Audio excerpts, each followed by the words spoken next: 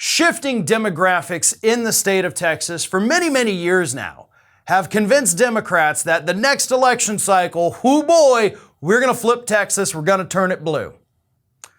We've talked about it here, we've been optimistic about it, and every single time we get proven wrong. Texas is not on the verge of turning blue, especially not with what Republicans in the state are trying to do to the state.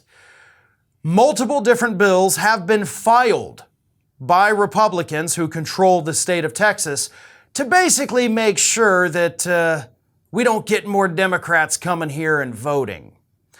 One of the bills, of course, is modeled after Florida's bill that would create an election police force controlled by the Republican Texas Secretary of State.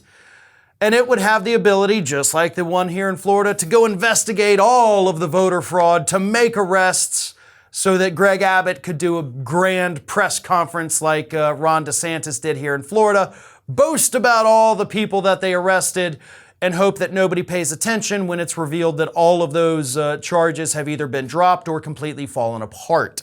Which, yes, that is what has happened here in the state of Florida. But that's just the tip of the iceberg. And honestly, compared to some of these other measures that they are pushing, the election police force might be the least of our concerns. Another piece of legislation that Texas Republicans, are pushing right now would increase the penalty for voter fraud. Instead of it being a misdemeanor, now it'll be a felony if this legislation passes, and we have no reason to think that it's not going to pass. So here's other things. Again, terrifying. Actually, they've got 5 different bills. 5 bills that would raise the penalty from a misdemeanor to a felony. A bill called HB 125 would allow the state attorney general to issue civil penalties against local prosecutors who do not enforce or prosecute election and voting crimes of up to $25,000 per violation. So that means if a local prosecutor, somebody comes in and say, hey, I've got this guy may have committed voter fraud here. Prosecutor looks at it and says, I don't see anything here. I'm not going to worry about it. The state can then go to that prosecutor and say, cool, we're going to fine you $25,000. Give us $25,000 because you don't want to prosecute this guy on flimsy evidence. So, of course, what this does is it intimidates the local prosecutors, essentially forcing them to go on these witch hunts for voter fraud, wasting time and resources out of fear that they'll have to pay $25,000 to the state if they don't. That is terrifying. It's not even the most terrifying. Another pair of Texas bills would require the slate of electors for the winning presidential and vice presidential candidates to vote on whether those candidates are, quote, willing and able to serve. Under the bill, if a majority of electors finds that the candidates are not, they could then vote for candidates other than those chosen by Texas voters. So okay, let me put it this way. In the state of Texas, they're trying to make it more difficult for people to vote. And then they come forward with this legislation saying, oh, and by the way, your vote doesn't even matter.